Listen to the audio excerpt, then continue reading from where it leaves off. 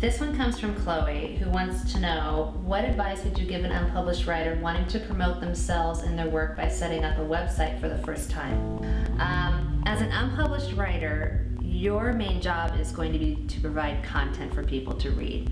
Published writers, established authors have websites where it gives all kinds of information to what readings they're doing, to what their new book's about, when it's out, how to buy it, where to buy it.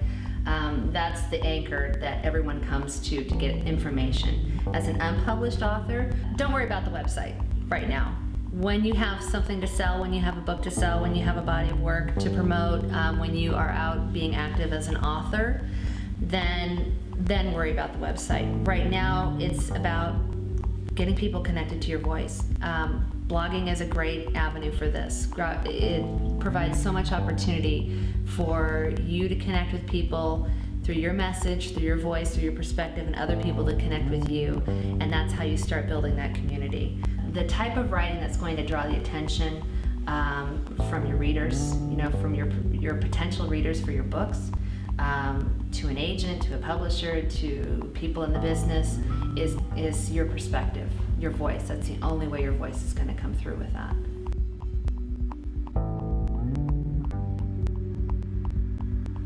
This question comes from Jessie, and I love this question because I think it's a great time to refocus on the basics, and there's also a lot more possibility for writers right now. So here we go.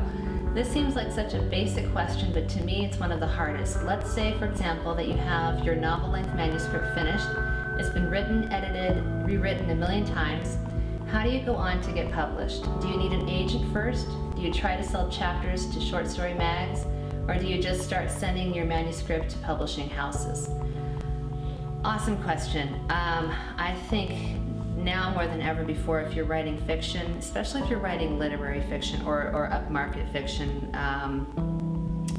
you really need to build your writing portfolio. So send out work to literary magazines. If you have a chapter from your novel that could succinctly be a short story, then go for it, absolutely.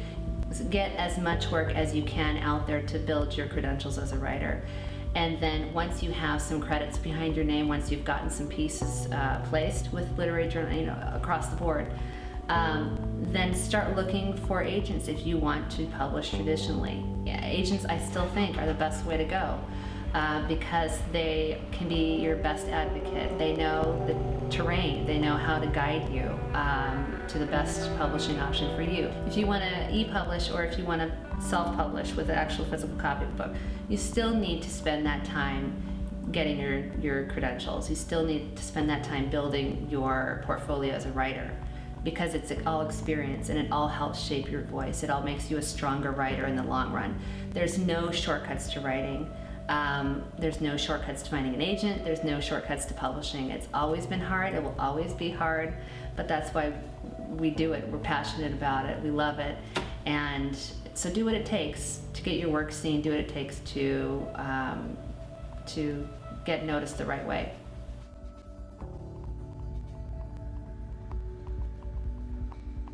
This question comes from Lee. This is also a really great question.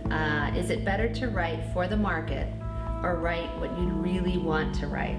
This really depends on what your goals are as a writer. If you write nonfiction, like say you're a journalist and you cover all kinds of different pop culture topics, of course you can write for the market. That's your job. If you're a fiction writer, it's a little trickier. Then you're writing to trend and you're writing to what's being pushed out in the market, as you say here. That depends, again, on what your goal is as a writer, what you want to accomplish as a writer, and what your voice is. If you don't mind publishing to trend and following what has been pushed out before, then go for it.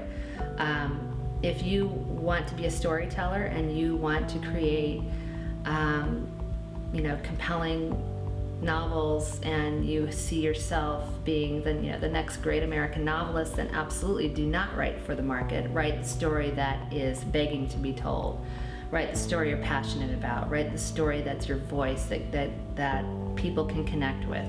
You're only going to be happiest when you write the story that is begging to be told.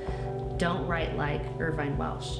Don't write like Chuck Palahniuk. Don't write like Joyce Carol Oates. Write the story that is begging to be told. Write like yourself. Find your voice, use it, share it with us.